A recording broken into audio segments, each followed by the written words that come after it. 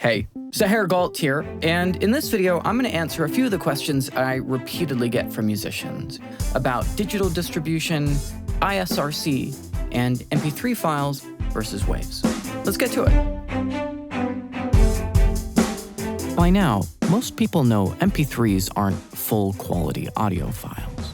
They're a handy compromise between small file size and acceptable sound quality. A typical mp3 is about 1/10 of the size of an uncompressed CD-quality audio file. And how mp3s achieve this feat is a pretty neat bit of science. mp3 encoders use a psychoacoustic model, a model of our perception of how things sound.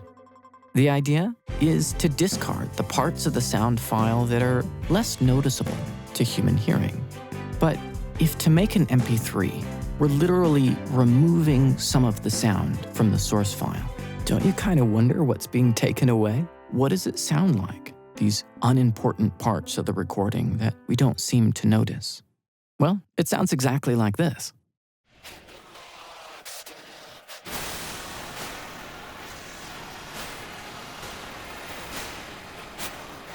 So that's what was removed from this, the original uncompressed wave file.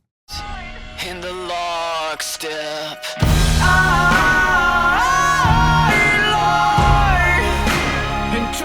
to make this, the mp3. in the lockstep,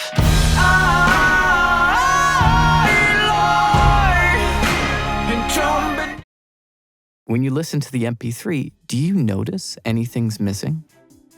Most people won't, and that's why mp3s are so popular. The file size is small, and what you lose is often enough, not so bad. But if you're going to sell your music on iTunes, or have it streamed on Spotify, or distribute to any of the music stores or streaming services out there, don't send an mp3.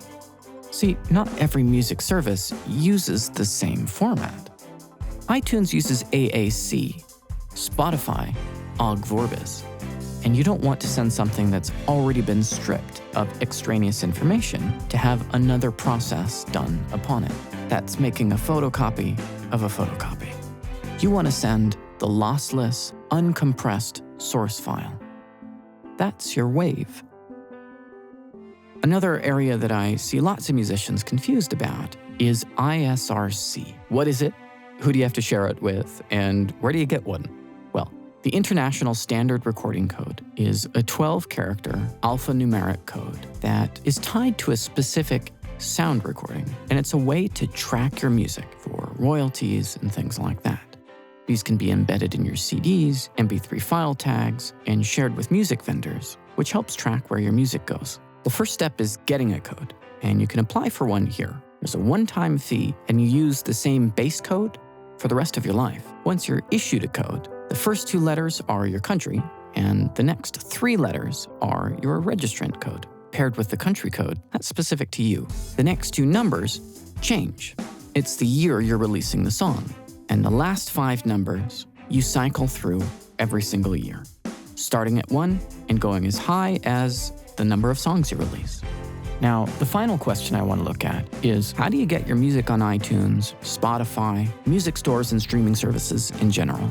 This is such a rapidly changing landscape, and music vendors and streaming services that used to be quite popular have evaporated, and new ones materialized to take their place. Figuring out which stores are worth your time, hashing out the deals with them, managing all the submission formats, and providing the right information would be an unbelievable amount of work.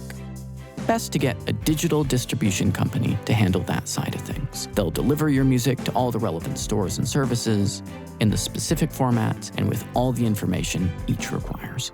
They'll also keep you on top of sales and royalties and pay you what you're due. Easy. Now, I'm familiar with all the major distribution companies out there, and the one I currently use is DistroKid.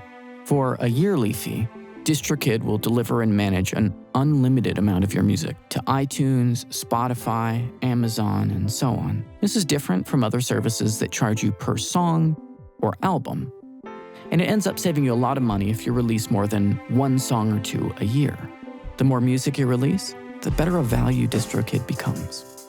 I love the model, and I can really recommend them. If you want to try out DistroKid, use the link in the description. It gives you a discount and supports this channel. Win-win. All right, that's it for this time. Hopefully that answers some of your questions. If you have any more, ask me in the comments.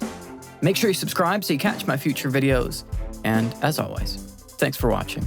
I'm Seher Galt. I'll see you next time.